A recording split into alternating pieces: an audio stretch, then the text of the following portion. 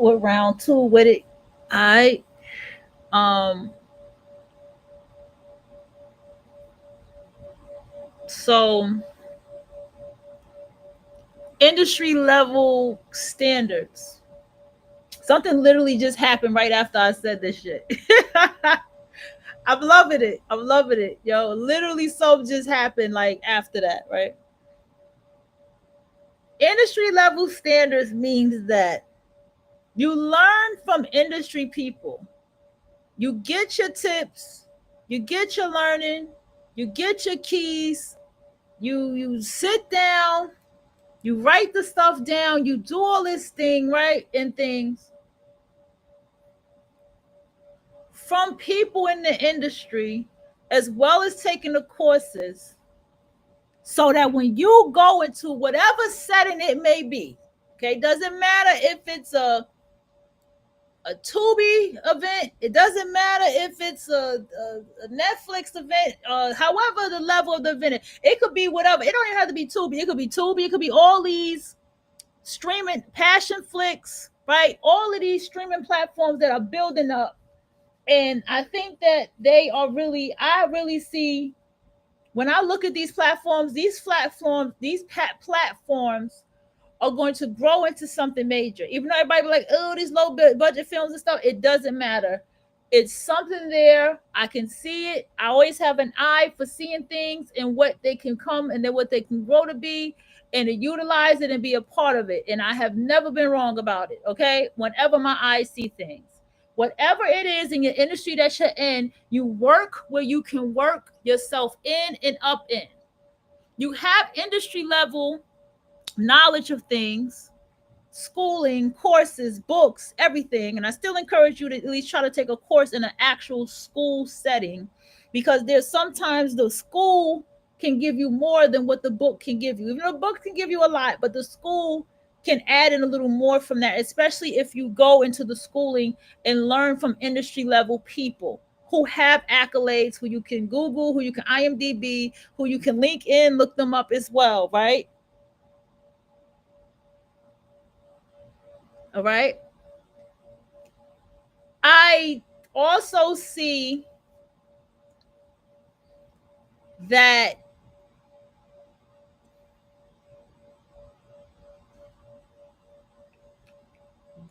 that having industry level knowledge and practicing. Let me make that clear. Put yourself in a place of practice, going out around people, going to events, paying to go into certain RSVP events. That's my favorite thing to tell y'all to do. Put yourself out there, send out emails, keep connections, write this stuff down, have a book to make sure you know who you're talking to, who you've been talking to, and information you need to get from these people to remember who they are. Make your connections. So when you go out there and you get to meet these people face to face, they know who you are, you know who they are. You never know who you will meet, who will introduce you to somebody. You never know what you can have prepared. See, that's another thing. You don't know what you can have prepared in that moment of what you've been creating. You could just have an outline. You can have the full beat sheet outline. You can have a full script ready. You can have just some clips and videos or something in your phone or your computer on you that day. Whatever it is, you'll have yourself prepared so that even if you do meet certain people, you can come with something. You can come with that resume online, of course. You can just send them to your online site. You can come with something besides just yourself and your looks, okay? And whatever fly ass outfit that you got on. But also, you yourself will know the standard of what you expect when you like what, not what you expect, but what is expected of yourself when you meet people in the caliber of what they are and the standard of what they are. So this person says, hey, I'm an actor. Hey, let me just see what kind of acting you did. Where have you been? And then you have a standard of how far their acting has gone. Have they done Broadway before? Why? Maybe it's the reason you look for somebody who does Broadway. Has this person how much acting has this person done? How much acting experience have they had? What kind of schooling have they gone to? All the kind of stuff. Because then the standards that you have for yourself, you're going to have them for other people. Okay? Now,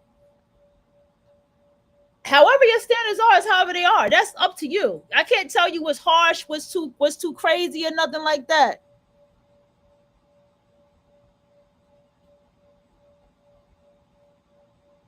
I don't think it's nothing too crazy like that. I'm gonna go ahead and play this. I didn't think the story was that interesting. I'm gay. You what? And it was a beautiful thing because it really became a symbol of pride, of family.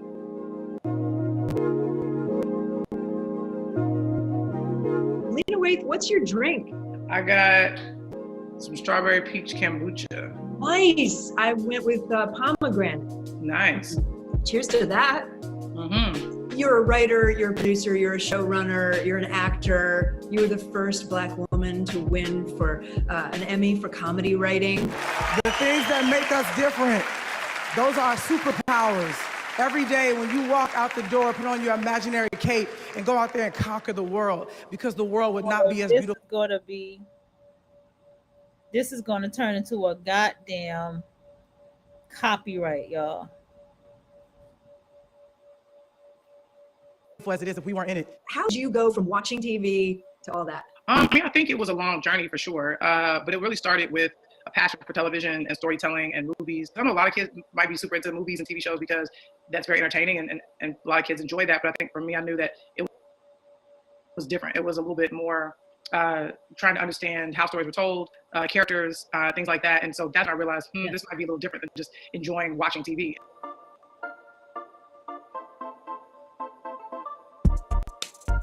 Did you feel like you had a knack for it right away? Like, did you was your first screenwriting adventure wonderful? Your early things aren't going to be that great. And that's really what I try to tell some of my mentees that I work with. I think they want their first time at that to be epic. And I'm like, no, you got to strike out before you hit the home run. Or if you don't strike out a bunch of times, you'll never know how good a home run feels. So I think that's why it's important to get up there and just keep practicing. And I absolutely can relate to that. So in your 20s, you moved to LA, right? And you have kind of a series, it seems like, of different low-level jobs, just assisting people. Ava DuVernay, probably the most famous person that you work as an assistant to. Yeah. You literally like running coffee errands and all the cliches. For sure, yeah. And I think that's also part of the journey, I feel. I'm also really grateful for that part of the journey. And also in terms of people I'm mentoring now, I encourage it, them to be office PAs, assistants, interns, runners, whatever it may be, because it's not just being hazed or paying your dues, that's a part of it. But also it's a part of you being in the environment where the pressure isn't on, and you don't have to be the person to pitch that day or fix the show or put a fire out, but you get to be a witness, you get to be a fly on the wall. You end up getting this role on Master of None. I'm gay. You what? I'm gay. For people who don't know or haven't seen it, the Thanksgiving episode is basically your character coming out and the journey that your character as a gay woman of color has taken. It seems, from the outside, you're on your life a lot. I didn't have any plans on telling that story per se. I didn't think the story was that interesting. But in conversation with Aziz and Alan and some other writers on the show, and Alan just asked casually, he's like, how did you come out? And I started telling the story, and they just were like, we've never seen this before on television, which is the things that you're saying. It just turned into this thing that we couldn't, we no longer had control over. And it was a beautiful thing because it really became a symbol of pride, of family, and about, what it means to be a Black person or a person of color who has to come out to family. And it just affected a lot of people. So we're really proud of that episode for sure. It kind of opens doors, right? I mean, it's unfortunate, but I see people return your calls now. These awards do shift things, and it helps other people to be aware of things they might not have been aware of. So when you leave Black and brown and queer and people who are of the trans experience out of these award ceremonies, it makes it difficult for people like myself to be positions of power to really change the way Hollywood looks.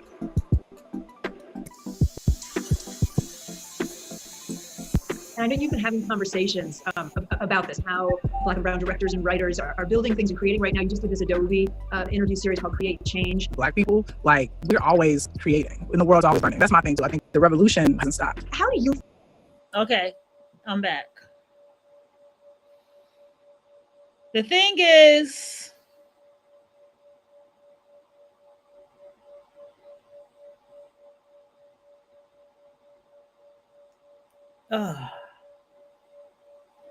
you set the standard for yourself. This one is not really saying much. It looked like it's fucking copied and pasted, and they just edited her in there. Like, it don't look like it's an authentic live interview. Okay. You set a standard for yourself. because the standard that you set for yourself is a standard that I like. Let me share this picture instead. Is a standard that will help you get to the level that it needs to get to. Okay.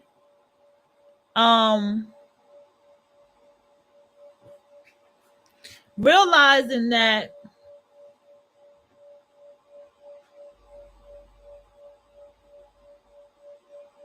you have this knowledge, you have this information, and you apply it. The key word, the key thing is that it's applied.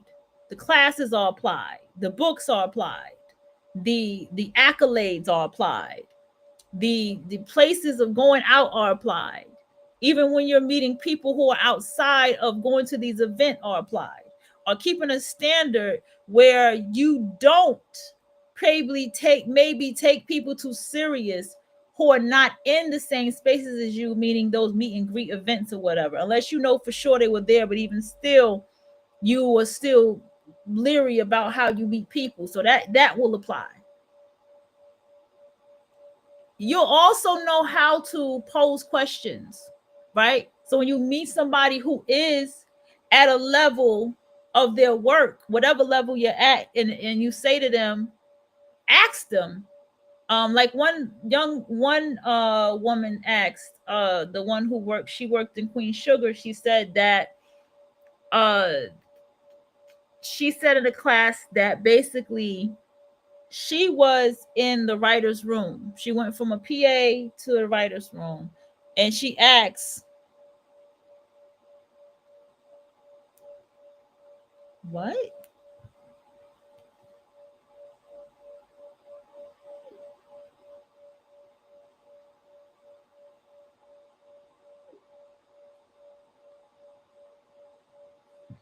And so she asked, what do I do in this as a PA, or, in this writer's room? And they said, don't talk. And so she took don't talk very serious. And somebody who was like she said, was intimidating because he just had accolades up to here and who he was and his standard in that writer's room. He looked at her and he asked her real sweetly. He said, well, what do you think? And she said, when she said what she thought, she said they really liked her idea. You know what I'm saying? Because she really just didn't talk. And she said what happened was she got to a point where she was like, I'll talk in the morning. I'll talk once in the morning. I'll talk once there late in the day. Then she's like, I'll talk twice during this time. I'll talk twice. She started measuring the way she was talking. And then finally, she ended up telling the woman she worked for, she's like, well, they told me not to talk. And then the lady was like, oh my gosh, she was just so shocked that she took it so literal that she just wasn't talking. And she's like, I need you to talk. That's why I have you hired as my personal assistant, next to me, right next to me. I need you to talk. And then she said what she learned from that experience was she took the time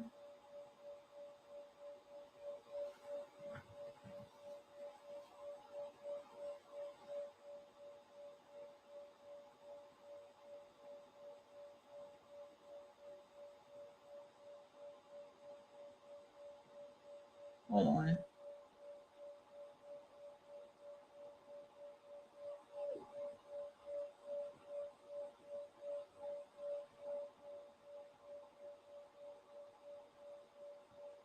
One second, y'all. Go back to this. Fucking text message. Because we just always love seeing you. Oh, thank you. And we appreciate you. And I'm grateful to you for Look at taking Marla Gibson. I love to be seen and not viewed. That's Marla's line. Marla Gibson, another one of my heroes. Come on, iconic actress 227, her Hollywood star, her star on Hollywood Walk of Fame, well earned. Okay. Well earned. And I know you'll be at Cheryl's ceremony. I look forward to, continue to celebrate you. Thank you. As you continue to shine your light on all of us. And thank you for letting us shine a light on you today. Thank you. I appreciate you having me here. Thank you. That's a cut.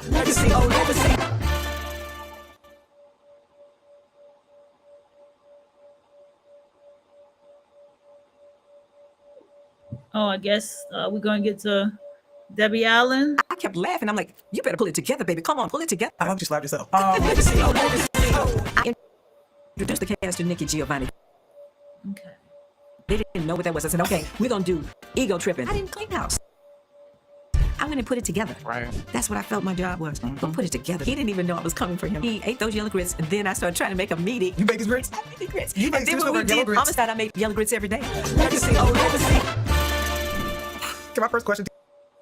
All right, so she's already smiling. They're friends. Okay, so excuse me, y'all. I had a text message in the background. Okay, I had to say something. That text message really threw me off. Like, what the fuck is that supposed to mean? Okay, so here's the thing.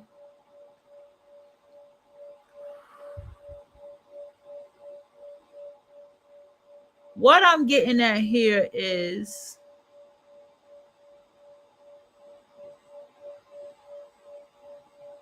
you set this standard because it's for your well-being.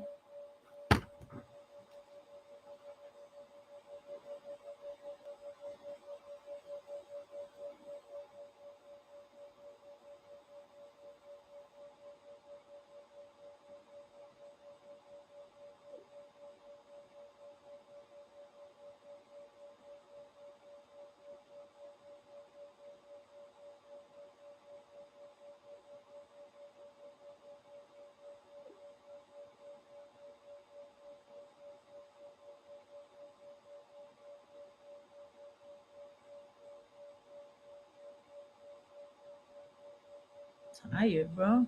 Exhausted. Let me breathe. Get focused here. You sit here and you align. And you have to align on all levels. And I'm having experience right now in the background that is not in alignment with my life. Okay. It's very much, you can hear the coming out of me because that's how much is not aligned with my life. But hear me out very closely. Okay. You want life to align wholeheartedly by who you have around you, by what you have around you. Who and what can be virtually. It can be this right here. How you have things around you, how you live, how you treat yourself, how you live, period, environment, who you keep in contact with, who, like, all of these things have to be in alignment. How you're learning, what more you're learning, and what more you're getting out of it. You have to know.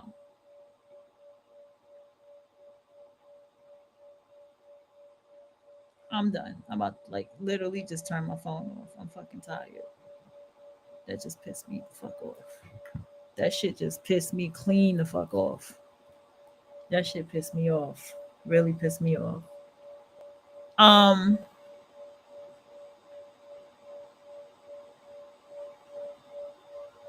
Look.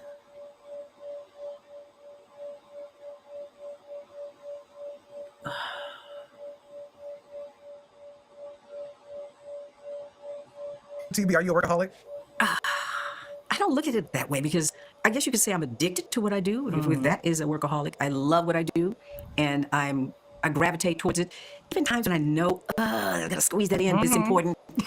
I'm measuring the value of things. Honestly, I am trying to measure the value in what I bring and why they might need to do something. Yeah. You're always stretched too thin. Well, one, thank you for sitting down with me. I appreciate you. I love you. I Come on love now. you. Come on now. I wouldn't be here without you. And I've been doing these conversations. We had Gina Prince Bythewood here, Jada Pinkett, Mara Barbeque. We've all sat in that chair. And your name was uttered by all of them as being a part of their beginning. For a lot of us, you're not just the North Star, but I think you're also the water that sort of feeds us seeds. So you at one point were a seed, and you were really beginning on the stage, in theater. And I was looking at your credits, and the sucky thing about theater is I can't go back and sit in the theater and watch it and experience it. I had to make do with the internet.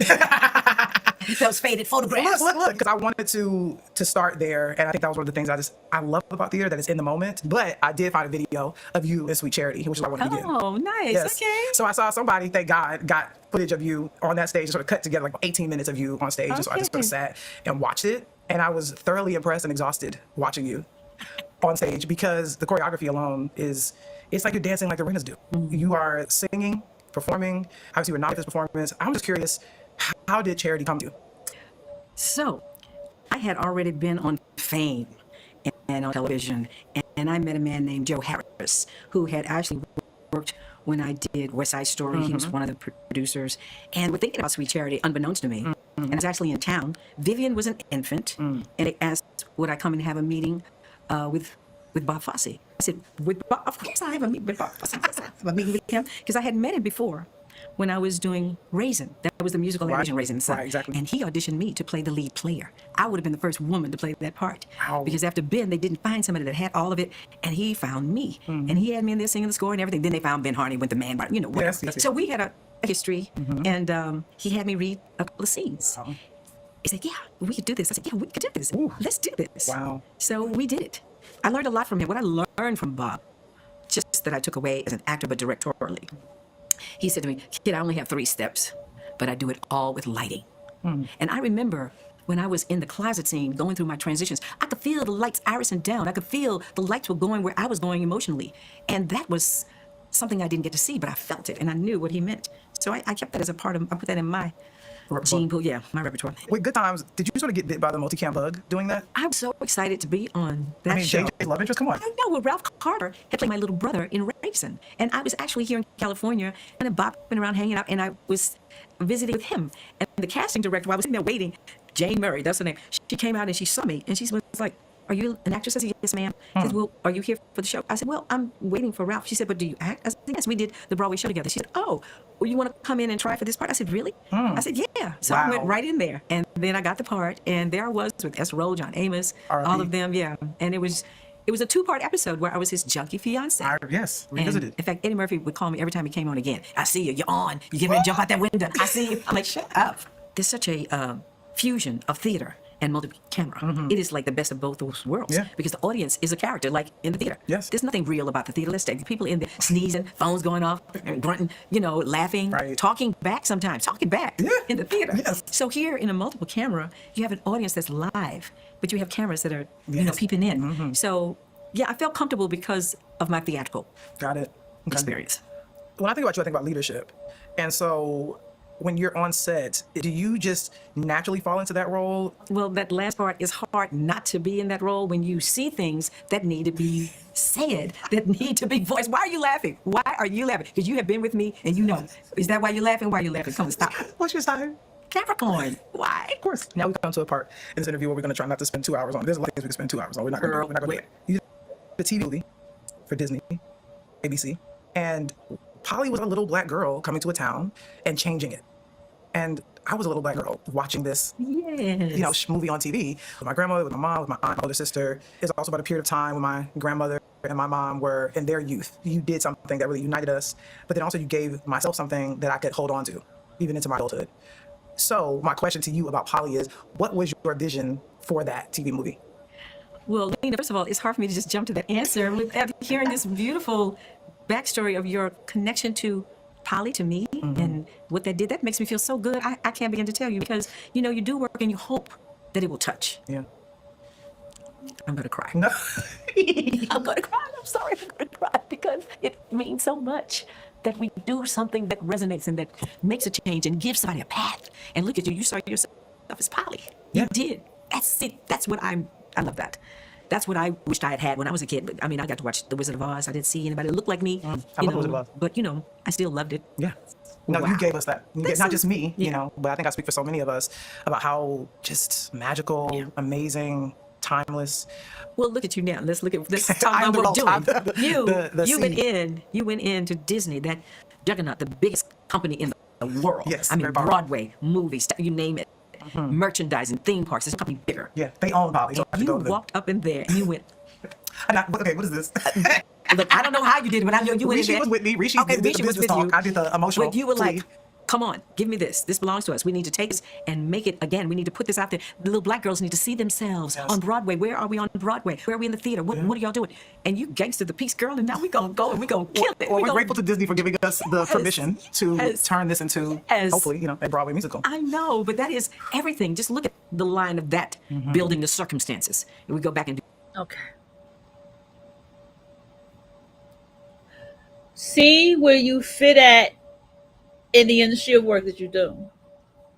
You may find that you are dancing to the beat of your own drum. You may find that you are trailblazing a whole nother path. You may find that. You know what I'm saying? You may find out like, hey, you know what? Maybe this is what I'm here for, to just do what it is that I'm doing that I don't see other people doing. But also that I help you build the kind of people that you want to have around you and build yourself up with kind of people that you do want to connect with and you want to keep connection with.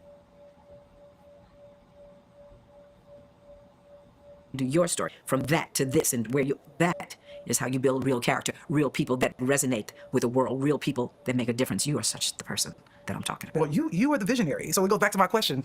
What was your vision? Like, what the hell were you thinking when you said, okay, we're going to do this? Well, you know what? I was so excited because I was a kid in the 50s. I was a kid in 55. That's when it happens. I was 5 years old, sitting in front of a television, trying to find an image of myself, wanting to replace Shirley Temple. I loved it because I knew the period. I knew the time. I was that kid, and I knew what that struggle was, even though it still is a family-friendly movie in the way that you can only go so far. Sure. But we'll go maybe a little bit further. Just a smidge. Just a smidge. But in that time, you can tell this story about a child, and it's so important that one child, one person can make such a difference.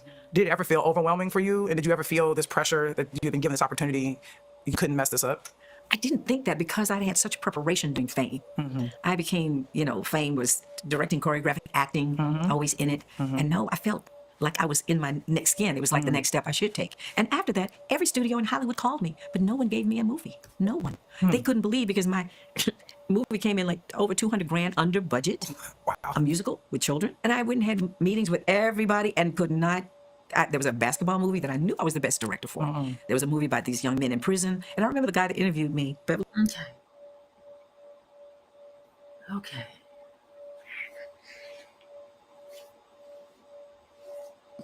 I'm looking for a video with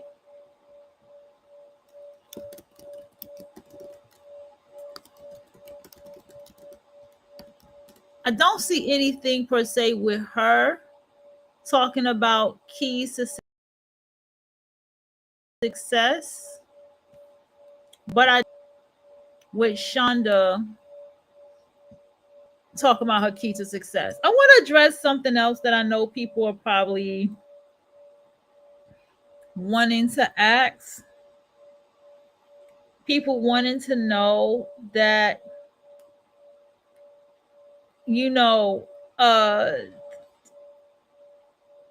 people wanted to know that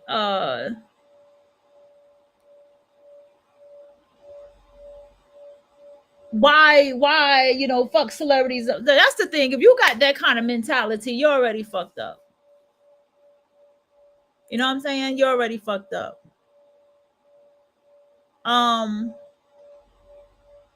If you have the mentality of just not wanting to follow any celebrities at all, you're already fucked up. I'm just going to tell you, you're already fucking up and you're already fucked up.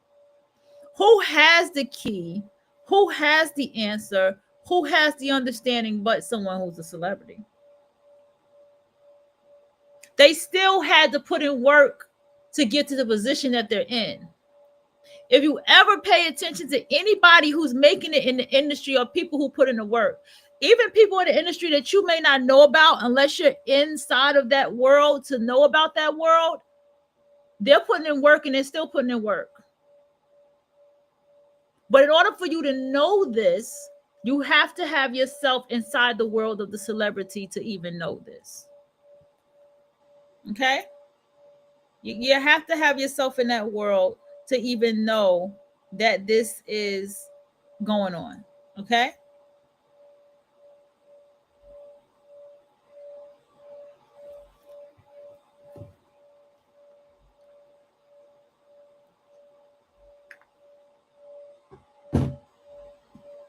All right. So there was other things I wanted to look at. Let's go.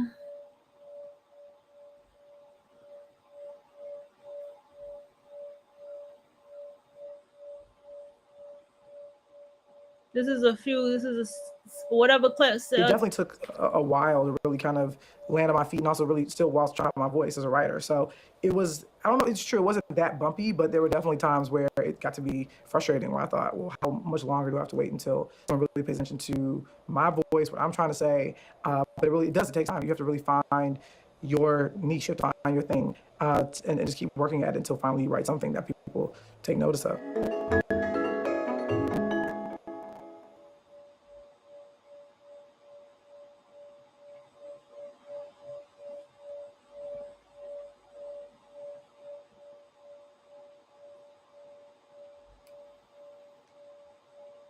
Anyone who wants to insert themselves in the culture has that right. They just do. It's like life and pursuit of happiness. You also have the right to tell your story. You've been very vocal about identifying as a writer, first and foremost. What made you transition into acting? Like, what made you think that that was a place you could go? I had nothing to do with that choice. Allison Jones, who was legendary, said, I think you should let me bring you in for some stuff.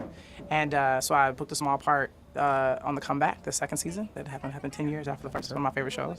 And I got to be directed by Michael Patrick King and work with Lisa Kudrow on my first professional acting gig, which was not a bad way to kick it off. And then the cool thing about Master of None is that it wasn't a traditional auditioning process. Like apparently Aziz and Alan told Allison to send them interesting people. And so by the grace of God, she said, what about Lena Waithe? Send me to Aziz's house. I sat with Alan and Aziz and talked to them about life for 30 minutes. And I got a call that said that Aziz wanted me to read with him. So I came and I read with him, and we had sort of an instant chemistry. And it sort of went on from there. And he said, come on and play this character. Let's dissect it more, because this is Fast Company, so I'm gonna speed it down a bit. All right.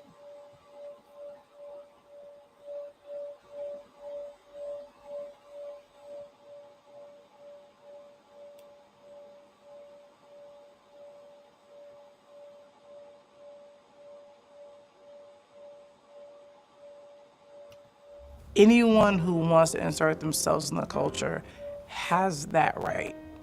They just do. It's like life and pursuit of happiness. You also have the right to tell your story.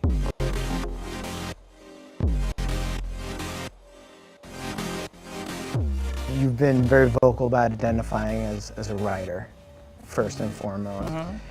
What made you transition into acting? Like, what made you think that that was a place you could go?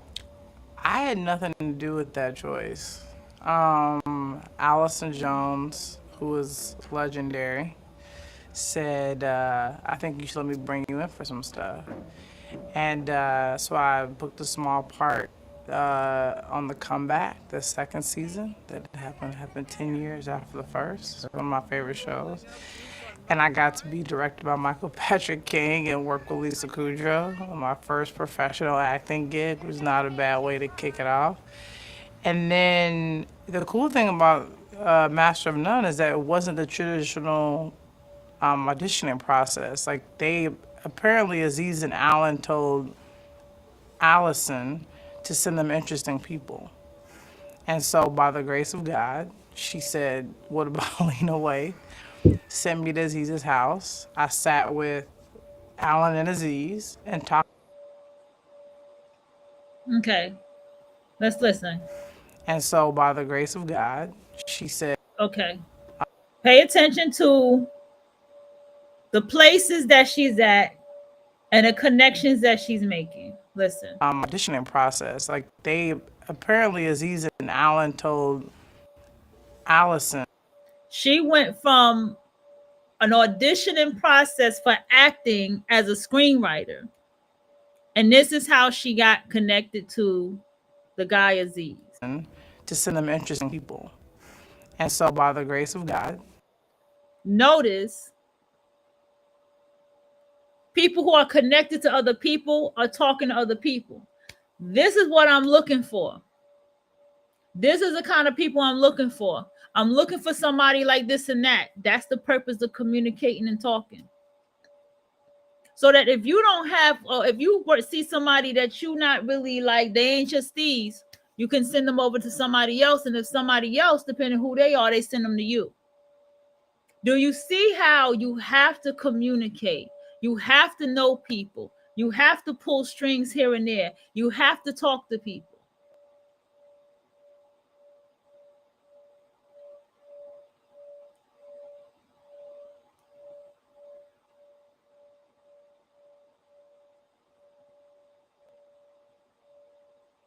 Okay? You have to talk to people. And on top of that, you develop this by being aligned. That's the point I'm making.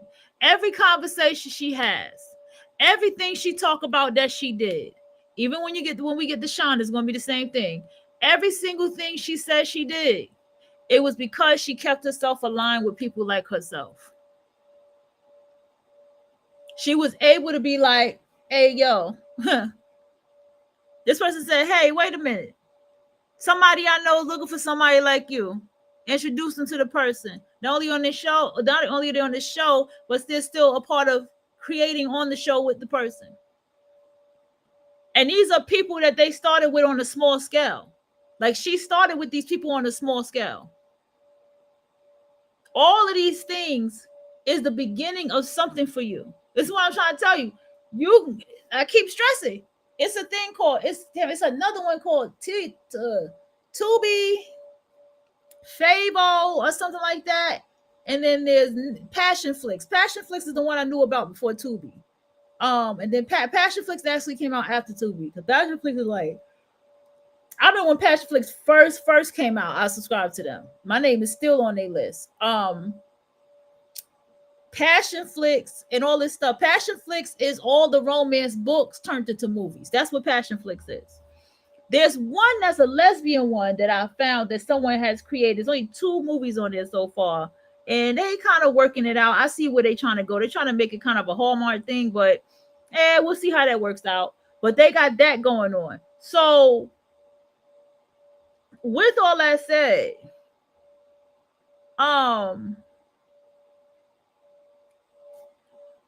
you have to start where you can start and build from where you can build from. You may find yourself dominating in the industry that may work for you.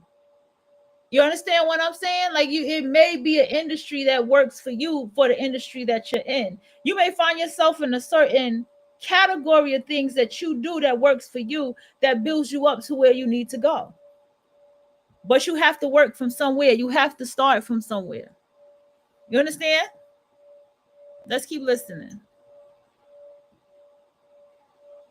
She said, what about Lena Waithe? Sent me to Aziz's house. I sat with Alan and Aziz and talked to them about life for 30 minutes. And I got a call that said that Aziz wanted me to read with him. So I came and I read with him, and we had sort of an instant chemistry. And it sort of went on from there. And he said, come on and play this character who initially was, I think, supposed to be a straight girl, who could have been potentially a love interest for Dev.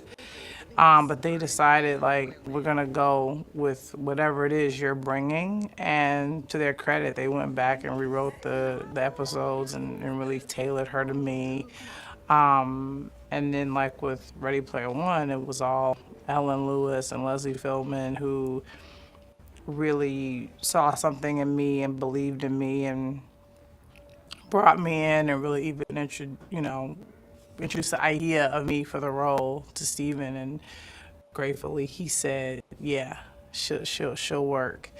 And so it's really been by the grace of God and some really imaginative casting directors. So you kind of almost backed into a writing job on Master of None. I did, and a lot of people think that I write on the show or had written on the show prior to that episode. I had not. I am an actor for hire on that show, and that's how I like it. I really trust Alan and Aziz and the writers of that show. I don't need to insert myself. in that room or tell them, oh, this is how she would talk. Like, that's just not my jam. I really trust them. So, but with this particular story, yes, Aziz and Alan said, we think you should go write it because it's very close to your life. And I was like, okay, I guess, sure. So, and I'm glad I did. It really turned into be one of the best experiences of my life. And that's, you know, Emmy or not. Like, I just had such a wonderful time writing it. And Aziz and I wrote it in London, because that's where I was. I was filming Ready Player One. So he was kind enough to come there to write it with me, and we knocked it out in like 3 days. Ma.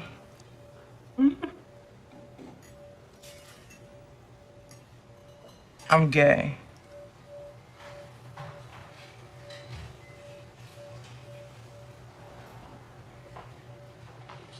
What?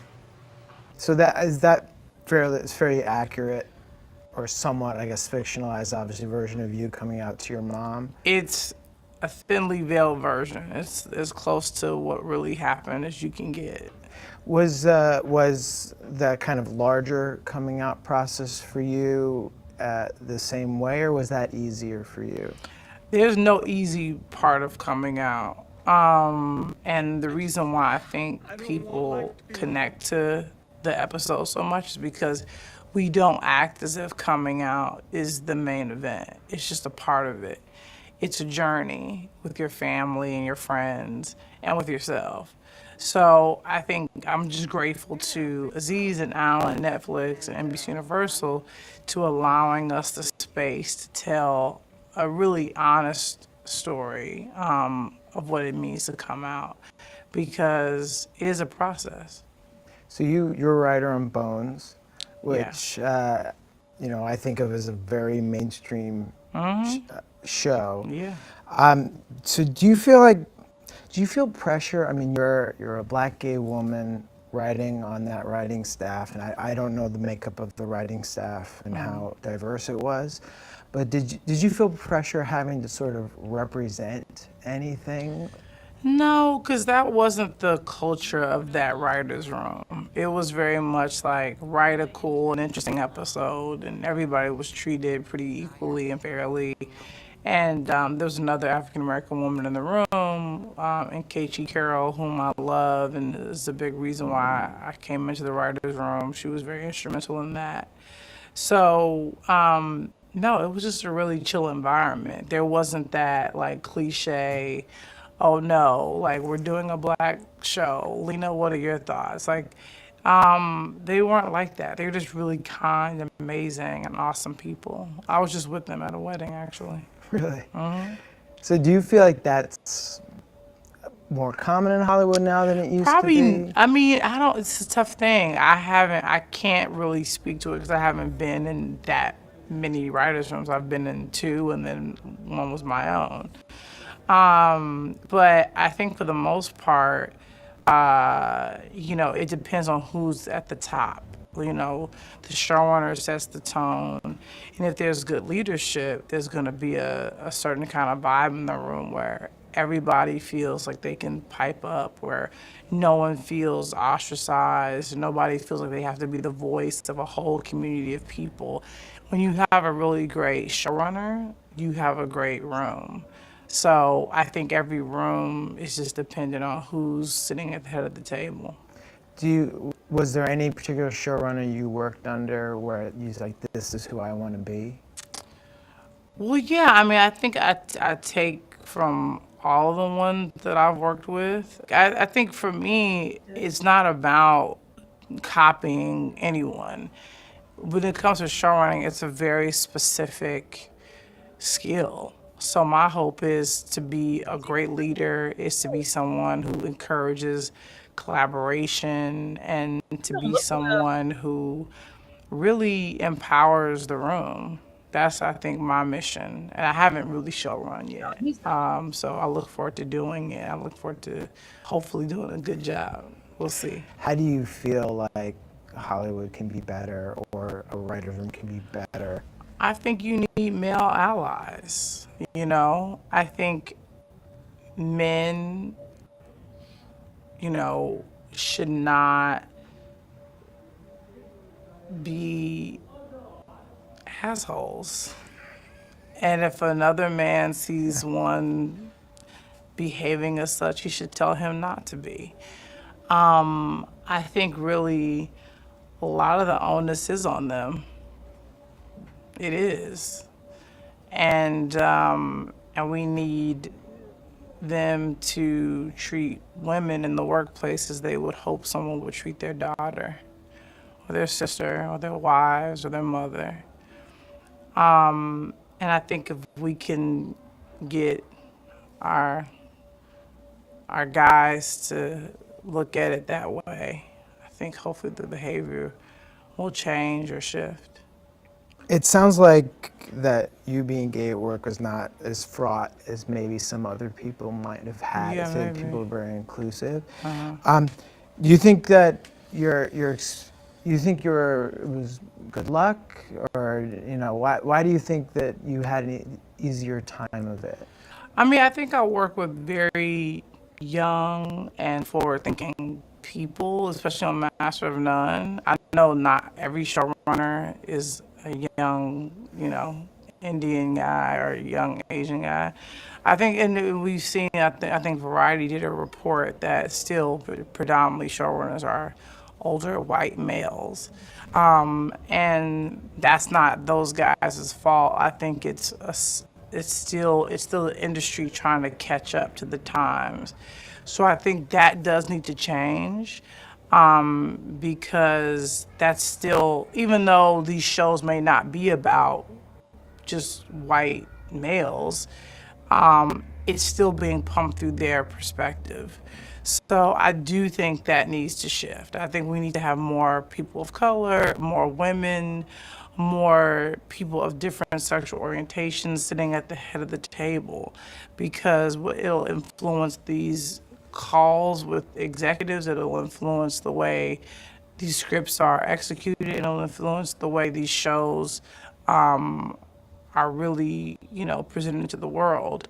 So that is a mission that I think is really important. I think the industry believes it's truly important.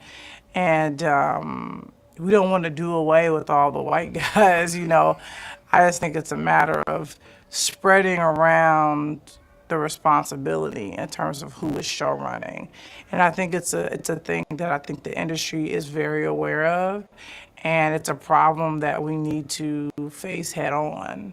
And I think we do that by hiring and really giving people a chance to show run.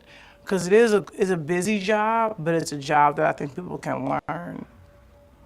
And do you get encouraged when you look at all the streaming networks? There seems to be a lot more places for stories to get told, obviously, than ever before. Yeah, I mean, the streaming places, I think, open up a lot of opportunities for people who aren't white males, who do come from, a different walk of life, or who do like to tell stories that are a little bit off the beaten path. I think that's what's so exciting, is that there's more even than the 3 networks or the premium cable channels. Now there's so many different avenues and places to tell your story and to introduce new characters. So that to me is really exciting, because I really believe that anyone who wants to insert themselves in the culture has that right. They just do. It's like life and the pursuit of happiness. You also have the right to tell your story.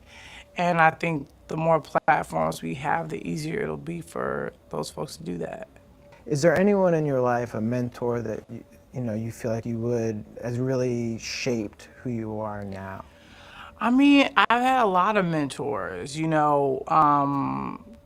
I worked on Mara Brock Akil's shows, Girlfriends and the Game. I worked with Gina Prince Bythewood on her feature, Secret Life of Bees, and she's still very much a big part of my life. Ava DuVernay, I was the PA on her first narrative film, I Will Follow, which was a wonderful experience and very transformative. And then I got a chance to meet one of my biggest heroes, which is Susan Fales Hill, who was the showrunner of A Different World, And she was a young pup sitting at the head of that table, and she hired people like Yvette Lee Bowser, you know, to work on that show, and her, Yvette Lee Bowser, and Debbie Allen really helped to shape that series and really make it what it was. I know it's still seen as a spinoff of the Cosby Show, but it really is its own thing. 'Cause if you think about it, Denise was only there for like a year and some change. And then it really became Woodley Gilbert and Freddie and, and Dwayne and Ron and Kim and Jaleesa. And these characters really filled up the space. And it became a timeless show, and it was one that impacted me very much. I mean, if people know me, it's like my old handle used to be Hillman Grad, which was the name of the fictitious HBCU which those students went to. So it was very impactful. So I'm really grateful to Yvette, to Susan, to Debbie for creating such a beautiful trifecta and saying, we're gonna make something amazing.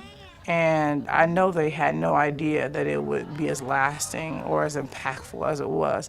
But I'm glad they did the work. I'm glad they stepped up. And I'm sure they burned a lot of, midnight oils and, burned the candle at both ends and all that stuff. Because if it weren't for that show, I don't think I'd be sitting here today.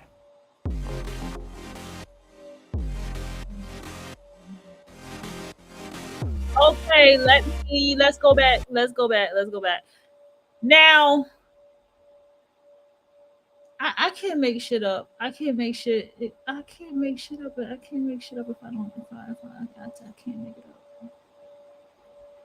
One thing that I will say, and I can intuitively say, Lena's mother is very fucking proud of her. She is very fucking proud of who her daughter is. She acknowledges that her daughter has done, like, in her eyes, from her mother, since that she has an older mother, from her mother's eyes, like, I mean, as far as like a very mature mother, her daughter did something that's going into Black history. She could care less about her daughter's sexuality at this point. If Lena don't know, somebody to tell her mother is proud of her. Like, she is looking back like, oh my gosh, this is my baby. This is my baby. Look at where her life is. And she looking like, you know what? I'd rather have this dyke ass daughter who is out here making history, Black history in this world, then what the fuck I see these bitches' daughter be.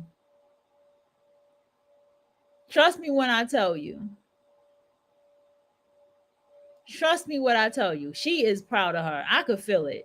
Let's go back. Now, interesting enough. We're going to dissect every little piece of things. Listen, shout out to you, YouTube, for sectioning everything out in topics, okay? Because I'm definitely going to start doing that for some of my videos here, if I feel like having the time to do it. Listen, you cannot make it up. Everything I was just saying before he said it. And I never seen this before. Okay. Nope. I always played. Nope. Never watched this one before. Right. Can't say never seen it, but just never watched it before. Listen. He still says something about luck. Ain't no motherfucking such thing as luck.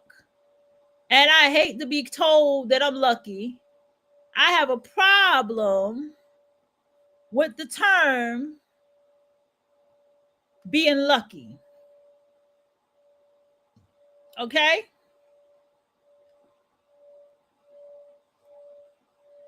All right.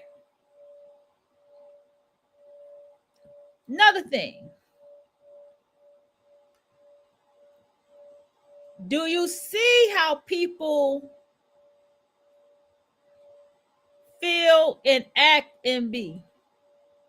You understand what I'm saying? When you sit down and you have this success. Hold on.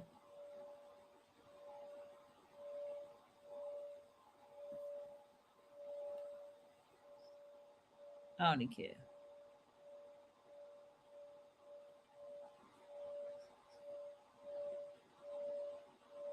Okay, hold on, y'all. Because I'm on my Facebook. I saw something. Can y'all not show me no shit like this? I don't give a fuck what it's like. Thank you. Okay, first live event exclusive. Oh, first live exclusive vice president. Check us out on square.com. Oh, okay. Executive vice president? What is this? Hold on, y'all. I done got down somebody on my page. Everybody was asking her. He asked us something about luck, and we're going to come to that in a minute. But we're going to sit here. We're going to study the steps. Oh, she's the vice president. Here's another place called Square. Okay. Vice president at Square. Okay. See, I told you it's so many. The National Women's Day Marathon. Shannon Rose, The Power of Pink. Is this like a all women's channel? I see a dude. Okay. The Domino Effect. One moment that changes everything. Yes, that's what we're talking about right now. That's exactly what we're talking about. Thank you, you guys. We're talking about the domino effect. Okay, they got LGBTQ plus. Let's see what's going on here. Here, y'all can see what I'm looking at. Oh, they don't have no LGBT. This is called Scroller. Okay. Never heard of this place before. Anybody heard of this?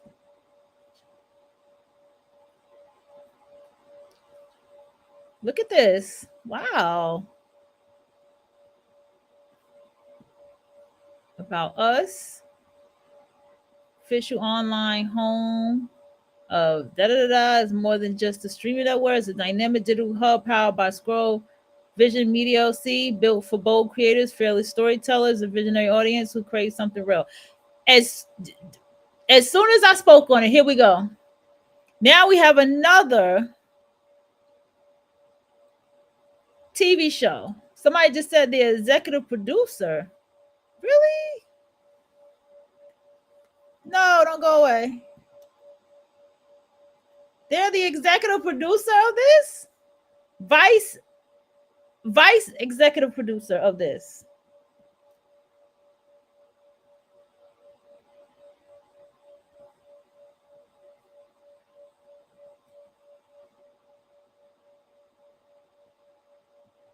Co-workers by day, cousins by night. Okay. It's a family thing. See me and you see him. My first live event as executive president. Okay. She has a live event. When did she do this? This is 6 hours ago.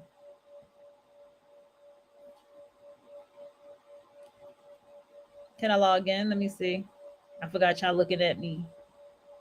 Oh, live TV. Let's see. Just had to look. Nobody consented. Expert Talk Network. Let's see what this is about. The Prosperity Approach and the Women's Day Marathon. The Power of Pink 100%. Who is this? ET is fast, focused, full of fire. Real talk. Expert Talk. Let's check her out. Let's check this lady out. Can I check her out? Might have to log in or something. Yep, thought so. Okay, so once again, I found something. My little bro be like, man, you just be finding a lot of shit. You always spot your shit. You always find this shit. I'm like, yeah, I am. Now, domino effect, right? Just got somebody hit me up, told me about an event right here near me, right? Enough time to prepare for it. Just go down the line. Then I just found this, right? Lining up again, right? But just showing you, just literally showing you that as I speak it, it's manifesting. Now let's get a little bit into Lena. Let's look at her domino effect. Let's start from the beginning until she got into acting. Let's go. Anyone who wants to insert themselves in the culture has that right. They just do. It's like life in pursuit of happiness. You also have the right to tell your story.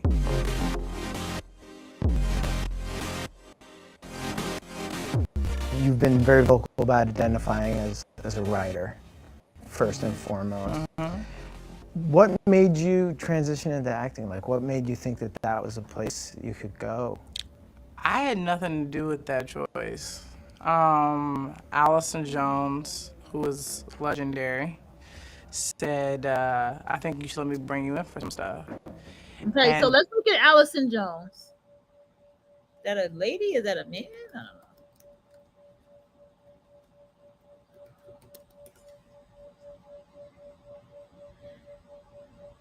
Casting director. White woman. Okay. 70 years old, cancer. What is up with Lena and all these damn cancers? American casting director who has worked on many popular TV shows and films since 85.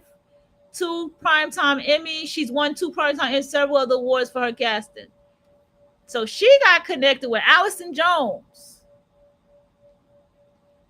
I'm guessing this is her because this is the only Allison Jones lady I see casting director that told her to go ahead. Freaks and Geeks. Okay. Undeclared. The Fresh Prince of Bel-Air. Okay. Curb Your Enthusiasm. That show was hilarious. United States of Terror. I like that. Parks. Oh, she was a part of Parks and Recreation. Arrested Development. Okay, she's a lot of comedy. Makes so much sense. Known for Barbie, Lady Bird, Deep Impact, Thunder Force. Is that Queen Latifah? Okay. Remember, now it makes sense. Remember, Lena, we will have to look at her timeline as well because no, she didn't get that award until she started acting. So this is before she got her award.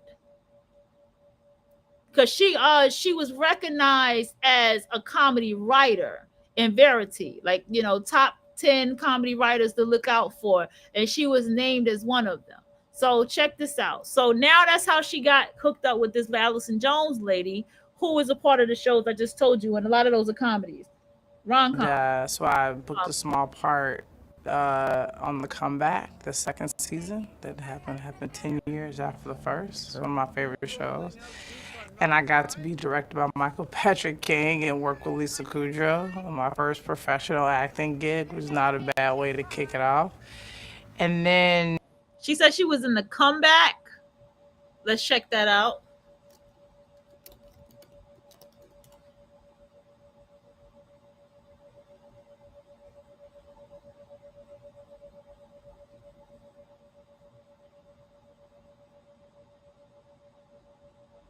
Okay.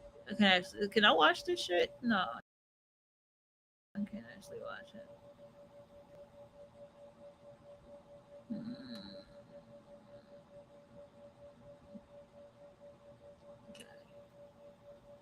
Okay, it doesn't show her.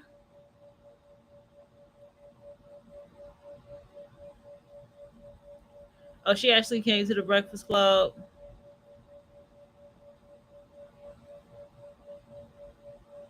Let's hold on, y'all. Hold on. I need to watch Queen and Slim.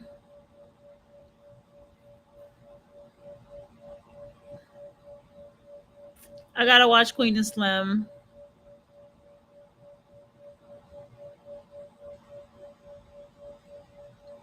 All right. What the fuck? Y'all people in these goddamn secrets y'all want to tell. Let's go. the cool thing about Master of None is that it wasn't the traditional auditioning process. Like, they apparently, Aziz and Alan told Allison to send them interesting people. And so, by the grace of God, she said, what about Lena Waithe? Sent me to Aziz's house. I sat with Alan and Aziz and talked to them about life for 30 minutes. And I got a call that said that Aziz wanted me to read with him. So I came and I read with him, and we had sort of an interest in instant chemistry. And So she met Aziz, and she said it was an instant chemistry. They both got each other. They was on each other's page, on the same page. Let's go back again, because I did miss something here.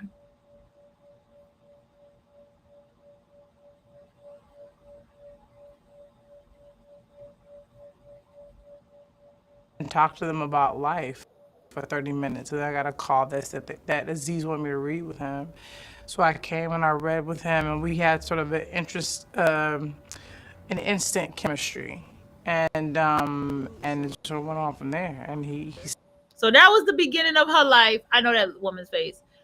That was the beginning of her life, where she then, domino effect, on Master of None. She's on this show. You can go on Netflix and check it out. She's on this show. Master of None is actually pretty funny too. There's a scene where he's like, what? You got married, you have a kid, like, what the fuck? What the fuck happened between me and you that this happened with this person? that was a pretty dark comedy there. But anyway, because she's on this show, and if you notice, she is starring on this show. Literally, she's a star on this show. She has a role on this show. And this is her first time actually getting, like, she got her feet wet by acting in a comeback, right? We can't even find nothing with it, right? But then at the same time, she still got in the door. She still was on the role of acting. She still aligned herself with something that pulled her into something else, that pulled her into something else. I got a phone call.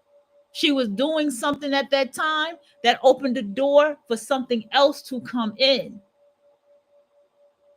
This ain't luck. It's choices in alignment. We're at the top of the hour. And so you yourself have to make choices in alignment and be in alignment, excuse me. He said, come on and play this character, who initially was, I think, supposed to be a straight girl, who could have been potentially a love interest for Dev. But they decided, like, we're going to go with whatever it is you're bringing. And to their credit, they went back and rewrote the episodes and really tailored her to me. And then, like, with Ready Player One, it was all Ellen Lewis and Leslie Fieldman who really saw something in me and believed in me and brought me in and really even introduced the idea of me for the role to Steven, and gratefully he said, yeah, she'll work. And so it's really been by the grace of God and some really imaginative cast and directors. I know people, I get it. I'm a universe manifesting quantum leaping person. I understand it all. Okay, it's you that's manifesting it, and I wish people can give themselves more credit for what they manifest. It's your life choices and you being in alignment to how these things happen for you. It's very simple, right? Especially when you get of age to understand, y'all. I'm trying to tell y'all, it's very simple, but it's not simple at the same time, because you can think that little things in your life is okay, and those little things can be the very thing that's in the way, and you have to get them out your way.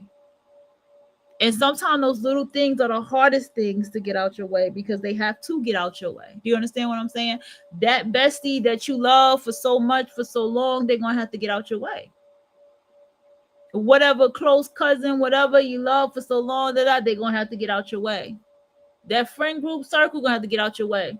Shit, some people, it may be you having to make a career change, and I'm not telling somebody to leave their job. No, I'm just saying you might have to energetically not put so much into it and put something into something else, and get it out your way where you still have it, but you're not putting as much energy into it as you put into yourself. So there's things that's gonna have to be removed in order for the domino effect and the alignment to happen. Can you understand that if she was sitting home and arguing in a relationship, and I'm not saying this can't happen, but arguing or going back and forth about some dumb shit, or decided to go hang out with a certain person to do some dumb shit, she may not have manifested the energy for someone to even think to call her because of the energy of what she was doing at that day, unless it's really, really, really significant that the universe is like, yo, you need to get your ass up, you need to go do this. All of these things matter. You have to have yourself clear. You have to have everything open. You have to have everything ready to say, okay, this is what I want to do, and this is what I'm ready to do.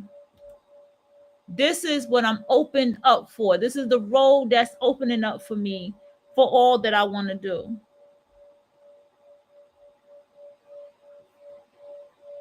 So you kind of almost backed into a writing job on Master of None. I did, and a lot of people think that I write on the show or had written on the show prior to that episode. I had not. I am an actor for hire on that show, and that's how I like it. I really trust Alan and Aziz and the writers of that show. I don't need to insert myself in that room or tell them, oh, this is how she would talk. Like, that's just not my jam.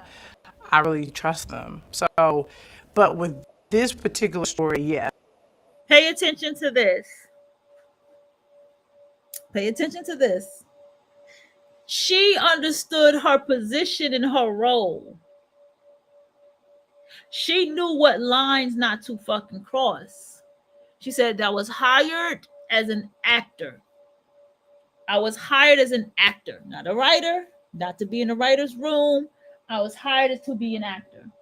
And so therefore I'm going to do whatever the hell I'm told to do because that's what I'm told to fucking do, right?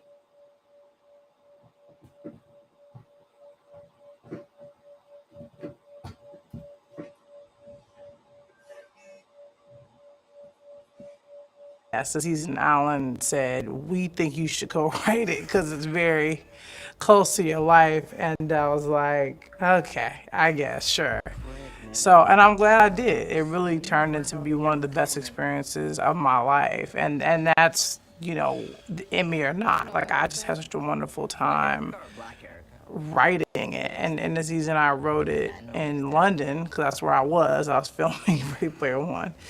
So he was kind enough to come there to write it with me, and we knocked it out in like 3 days. Ma. It's very accurate, or somewhat, I guess, fictionalized. Was the kind of larger coming out process? It's a journey with your needs to come out. The writing staff and how diverse it was. But did you feel pressure having to sort of represent anything?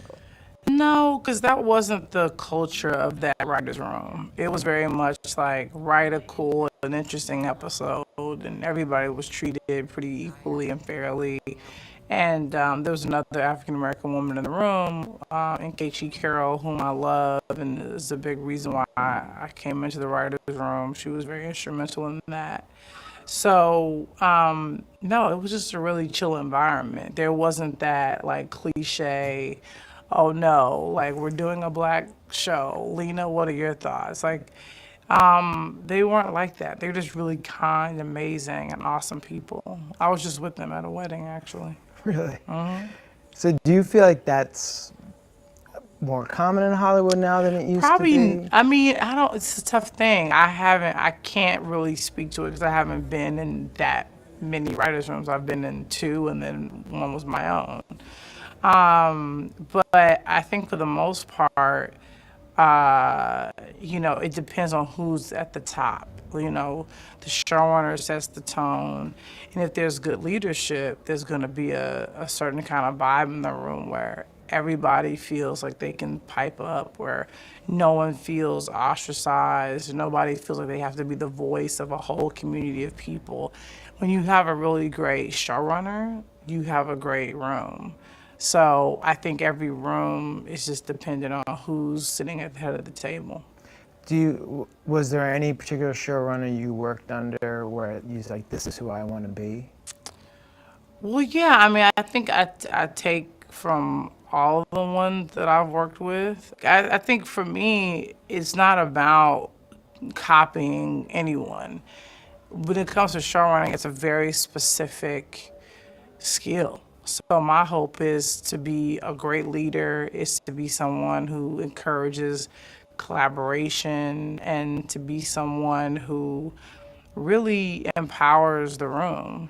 That's, I think, my mission. And I haven't really showrun yet. So I look forward to doing it. I look forward to hopefully doing a good job. We'll see. How do you feel like Hollywood can be better or a writer's room can be better? I think you need male allies, you know? I think men, you know, should not be assholes. And if another man sees one behaving as such, you should tell him not to be. I think really a lot of the onus is on them. It is. And we need them to treat women in the workplace as they would hope someone would treat their daughter, or their sister, or their wives, or their mother. And I think if we can get our guys to look at it that way, I think hopefully the behavior will change or shift.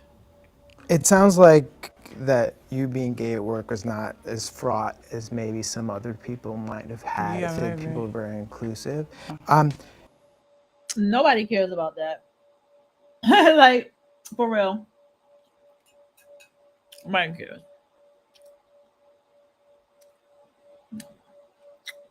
And now we're gonna get to her mentor. Girl, we ain't getting to the Is there anyone in your life, a mentor that you feel like has really shaped who you are now? I mean, I had a lot of mentors, you know. I worked on Mara Brock Akil's shows, Girlfriends and the Game. I worked with Gina Prince Bythewood on her feature, Secret Life of Bees, and she's still very much a big part of my life. Ava DuVernay, I was the PA on her first narrative film, I Will Follow, which was a wonderful experience and very transformative. And then I got a chance to meet one of my biggest heroes, which is Susan Fales Hill, who was the showrunner of A Different World. And she was a young pup sitting at the head of that table, and she hired people like Yvette Lee Bowser, you know, to work on that show, and her, Yvette Lee Bowser, and Debbie Allen really helped to shape that series and really make it what it was. I know it's still seen as a spinoff of the Cosby Show, but it really is its own thing. To think about it, Denise was only there for like. She stuck with working with Black women. I noticed that, like, every time I listen to her talk about people, no matter who put her on, no matter where she went, she purposely stuck with working with Black women. That's why on her show, that's all you see is her talking to Black women. Because that's all she did. And she stuck with working with Black people too, but mainly Black women. Like a year and some change. And then it really became Willie Gilbert and Freddie and Dwayne and Ron and Kim and Jaleesa, and these characters really filled up the space, and it became a timeless show. And it was one that impacted me very much. I mean, if people know me, it's like my old handle used to be Hillman Grad, which was the name of the fictitious HBCU which those students went to. So it was very impactful. So I'm really grateful to Yvette, to Susan, to Debbie for creating such a beautiful trifecta and saying, we're gonna make something amazing. And I know they had no idea that it would be as lasting or as impactful as it was. But I'm glad they did the work. I'm glad they stepped up. And I'm sure they burned a lot of, midnight oils and, burned the candle at both ends and all that stuff. Because if it weren't for that show, I don't think I'd be sitting here today. Yeah, see? She holds on to the women, particularly Black women, that she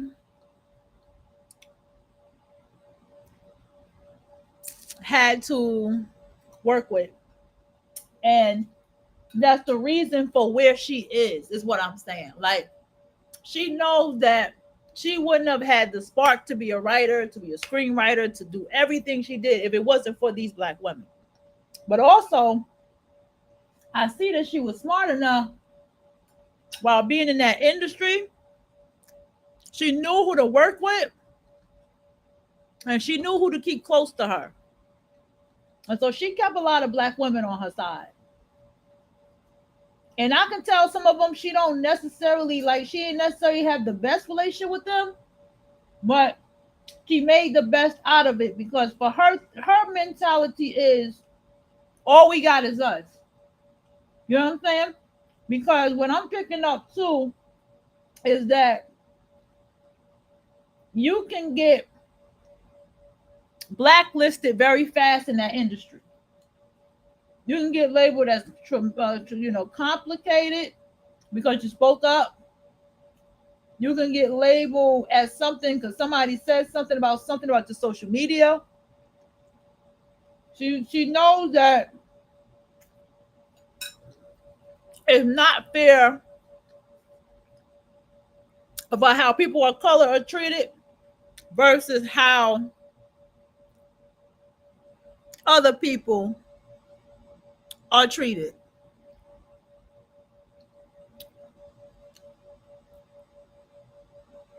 That's what I pick up, for real.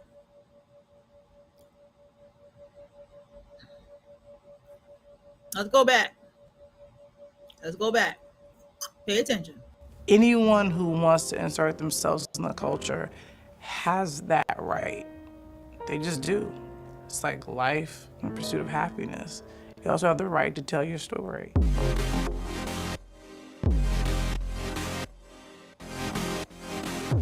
You've been very vocal about identifying as a writer, first and foremost. What made you transition into acting? Like, what made you think that was a place you could go? I had nothing to do with that choice. Allison Jones, who was legendary, said, I think you should let me bring you in for some stuff. And so I booked a small part on The Comeback, the second season that happened 10 years after the first. It's one of my favorite shows. And I got to be directed by Michael Patrick King and work with Lisa Kudrow. My first professional acting gig was not a bad way to kick it off. And then the cool thing about Master of None is that it wasn't the traditional auditioning process. Like, apparently Aziz and Alan told Allison to send them interesting people. And so by the grace of God, she said, what about Lena Waithe? Sent me to Aziz's house. I sat with Alan and Aziz and talked to them about life for 30 minutes. And I got a call that said that Aziz wanted me to read with him. So I came and I read with him, and we had sort of an instant chemistry. And it sort of went on from there. And he said, come on and play this character, who initially was, I think, supposed to be a straight girl, who could have been potentially a love interest for Dev. But they decided, like, we're going to go with whatever it is you're bringing. And to their credit, they went back and rewrote the episodes and really tailored her to me. And then, like with Ready Player One, it was all Ellen Lewis and Leslie Fillman who really saw something in me and believed in me and brought me in and really even introduced the idea of me for the role to Steven, and gratefully he said, yeah, she'll work. And so it's really been by the grace of God and some really imaginative casting directors. So you kind of almost backed into a writing job on Master of None. I did, and a lot of people think that I write on the show or had written on the show prior to that episode. I had not. I am an actor for hire on that show, and that's how I like it. I really trust Alan and Aziz and the writers of that show. I don't need to insert myself in that room or tell them, oh, this is how she would talk. Like, that's just not my jam. I really trust them. So, but with this particular story, yes, Aziz and Alan said, we think you should go write it because it's very close to your life. And I was like, okay, I guess, sure. So, and I'm glad I did. It really turned into be one of the best experiences of my life. And that's, Emmy or not. Like, I just had such a wonderful time writing it. And Aziz and I wrote it in London, because that's where I was. I was filming Ready Player One. So he was kind enough to come there to write it with me. And we knocked it out in like 3 days. Mom. Okay. He said you Bitly can generate QR codes like this, and they have a variety of different looks and styles. You can customize it to match your brand vibe. Yeah. He said you kind of backed your way into the writer's room from that. And I mean, I get what he was saying, but at the same time, what I was receiving from this interview is the same way that I perceive people who will criticize and have something to say about what I'm doing here. And what I'm saying is, you got people who will say out their mouth, some people are just lucky, right? That some people just get their way in there and this, that, and the third, and it ain't like that. And it's so hard and this, that, and the third. First of all, number one, I ignore people like that. And then on top of that, you got to put the work in when you can put the motherfucking work in. And you have to align your life to what you align your life to as you put that work in. That's number two. It's like he was interviewing her like to see if she got lucky. I don't even know who this is interviewing her. Let me hear his voice. Is this a nigga? Hold on. Let me hear his voice. Can this go higher? Good.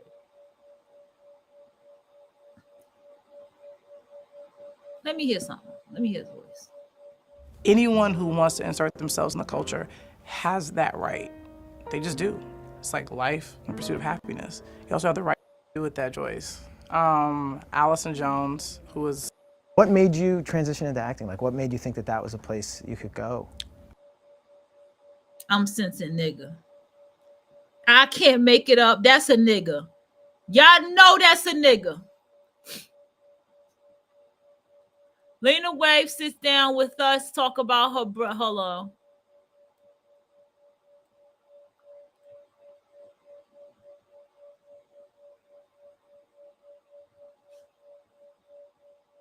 Okay, who is this? Nick B.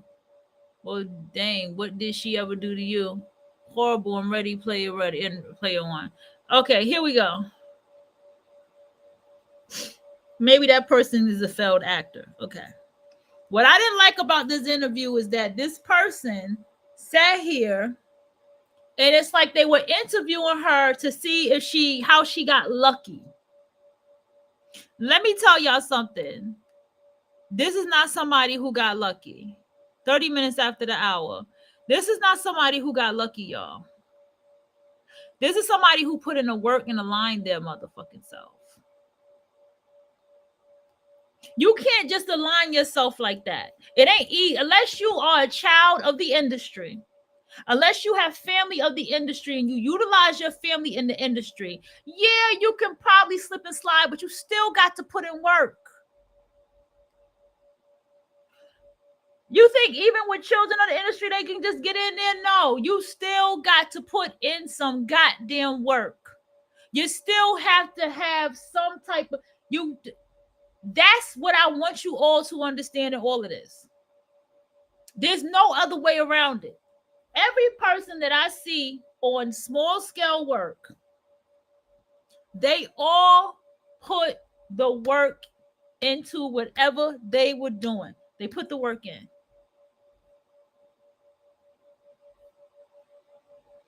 Just like she did. Even when you hear the people talk to her, the legacy talk, they're like, oh yeah, you was always doing this and you was always doing that. They have memory of her working. They have memories of her determination. They have memories of her trials and errors and who she talked to and the things she did, and they laugh about it and they admire her for who she is, and that's why they stick by her side. This is the formula. If you want a formula, we need to use the Lena Waithe formula of success, because I'm paying attention on a small scale. So whoever you're doing and whoever you're watching, pay attention to them on a small scale. Shonda Rhimes said she was horrible as someone who served coffee. They should have fired her. She was a horrible person. She was so miserable. And she realized she should have been more grateful for that opportunity that she had serving that coffee. And she got that wisdom as an older woman. I feel I was a horrible fucking person and I shouldn't have done that. And she realizes how lucky not lucky, but how much blessings she had being where she is. She admits that out loud, and she also tells us, everybody that don't quit your day job. Just appreciate whatever it is that you got. Work from what you have. All of them tell you work from what you got.